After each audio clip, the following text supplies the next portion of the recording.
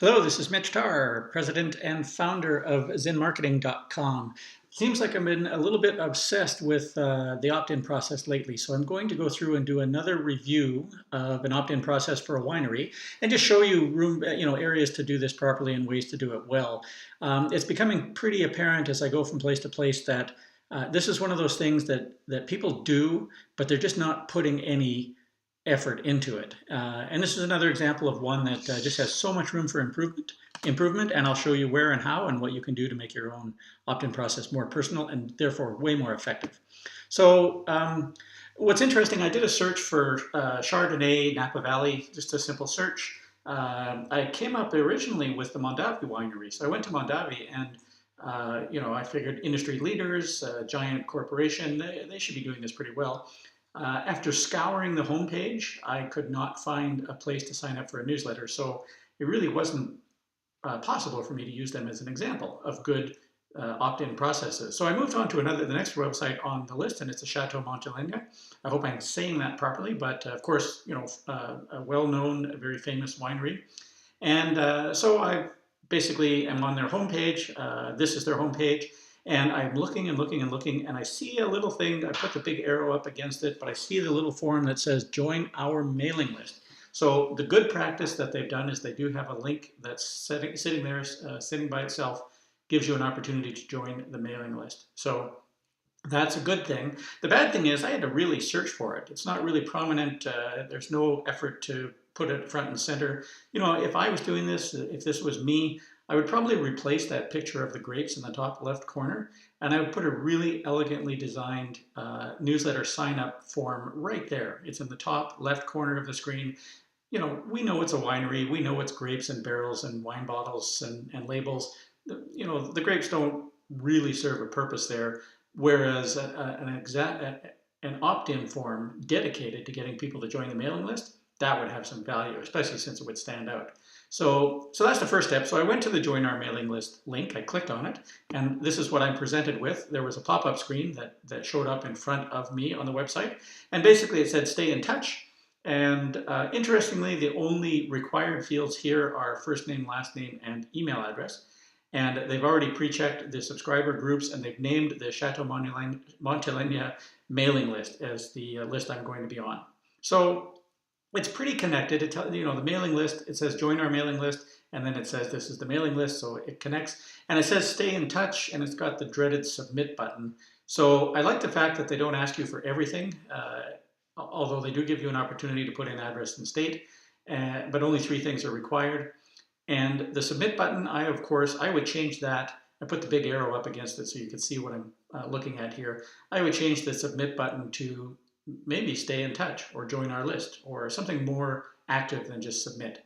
So that's just a little tip. Hardly anybody does this properly, even in the big brands. So something you can do differently is make your submit button come to life. Give it a stronger action. And I would probably restate some benefits on this page as to why you should join the list, what you're going to get, because I still don't know what I'm going to get from joining the list. There was nothing that indicated it on the homepage. No benefit to me, no, am I going to get something every day, every month, every quarter? Am I going to get, what am I going to get? So I always like to pitch it a little bit and basically tell people the benefits of being on your list. You have to spell it out. You just can't assume that everybody knows, oh, by being on your list, I'm going to get something, whatever that something may be. Spell it out, make it good, and you'll get more people signing up. So I hit the submit button once I filled in my information, and in place, in the same spot, I get the stay in touch screen, and it says thank you for joining. This is a big miss here. This is the thank you page. I like to have dedicated thank you pages, but if I don't have a dedicated thank you page, I want to say something right here, like your submission was successful, and remind people to go check their inbox, because that's where maybe there's an incentive or a motivation there to get me to confirm my email address. If it's a double opt-in, maybe it's not, maybe it's just done, and we don't know. I can close I can close this window and I'm still on the website, so that's a good thing. But I kind of like to use this real estate to say something.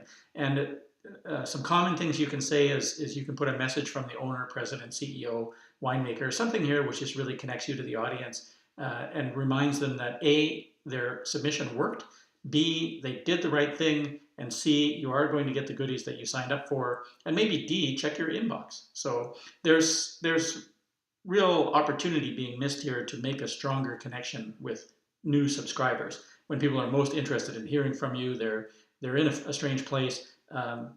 Use this real estate. Don't just pass this opportunity by. So naturally, it doesn't tell me to go check my inbox, so I probably don't. But because I'm in the business, that's the first thing I want to see is, do I get a message? And I do. In my inbox almost immediately, I get a message, and this is what it looks like. It's nicely branded. It looks like the website. It looks like the place I was just on. It's got Dear Mitch in it, so it's personalized. I wonder what that looks like. Well, actually, no, it insisted on first name, so I will always get a personalized message here. So that's a good thing, good use of personalization. And the thing that happens here that was a total surprise to me was, in this paragraph I've pointed out, it says, we're extending you this $5 off shipping promotion code as a thank you for joining our mailing list. Click here to visit our store. So there's the payoff. There's an excellent tactic and strategy being used on the welcome message. We call this one the welcome message because it kicks out right away when you join the list.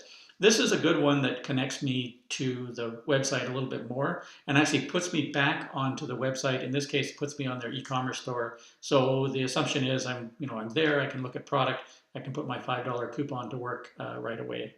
So this is a good thing that they've done here. And this is basically the first of what should be a series of messages. And I don't know yet if I'm going to get a series of messages. I'm just going to, on a hunch, say probably not. Probably the first thing I'll see is the newsletter when it comes out. And I don't mind the Facebook and Twitter links at the bottom. It's kind of common to see those these days. Although, I don't hold high hopes that a lot of people are going to click on it. It's just a good thing to know. If I wanted to showcase the Facebook page, I might make it a postscript underneath the signature that says the Montelena family.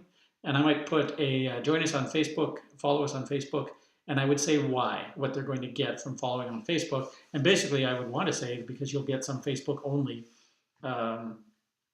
notices, benefits, advantages. I would want to basically leverage that a little bit further, not just leave it to chance that people will say, oh, Facebook tab, maybe I should go there. So just a little extra bonus. So what's the takeaway? What can you learn from this? Basically, there's a few things. Make it really, really easy to find a sign-up form if that's one of your goals. If you do want people to sign up, don't bury it, make it hard. I would put the link to a navigation bar the way that they do, but I would also put some real estate on the homepage and make it easy to find a sign-up form for sure.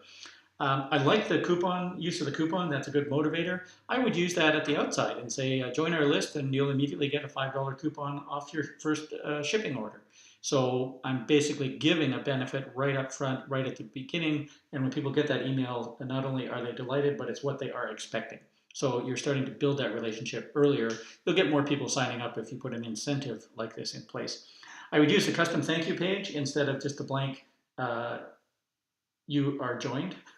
I would say something, make a connection, use a chance to make it personal. This is a single opt-in stage, which is just fine, a single opt-in process. That's just fine.